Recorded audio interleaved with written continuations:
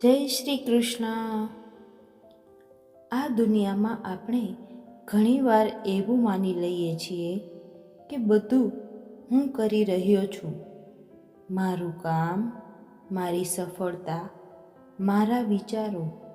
પણ સત્ય તો કંઈક અલગ જ છે. જેમ એક કલમ પોતાની મેળે લખી શકતી નથી, તેને ચલાવનાર કોઈ બીજું હોય છે. તેમ આપણા જીવનમાં પણ આપણે તો માત્ર એક માધ્યમ છીએ. જ્યારે આપણે હું છોડીને નિમિત્ત બનીએ છીએ, ત્યારે જીવનનો ભાર હળવો થઈ જાય છે. આપણી અંદર રહેલી કળા, આપણી સેવા કે આપણા સારા વિચારો, આ બધું જ એ પરમાત્માની દેણ છે.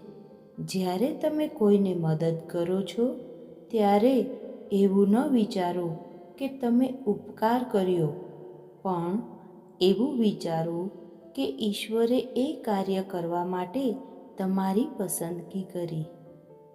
નિમિત્ત બનવાનો અર્થ છે ફળની ચિંતા વગર માત્ર કર્મ કરવું. જેમ નદી વહેતી રહે છે, તે ક્યારેય ગર્વ નથી કરતી કે તે તરસ્યાની તરસ છિપાવે છે. તે તો બસ પોતાનો ધર્મ નિભાવે છે.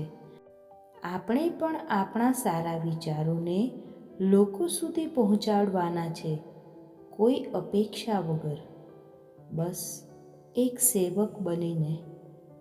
તો ચાલો આજથી અહંકારને બાજુ પર મૂકીએ અને એ પરમ શક્તિના હાથનું એક સુંદર સાધન બનીએ.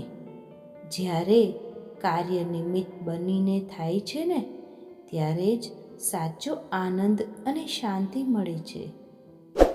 ખૂબ ખૂબ ધન્યવાદ.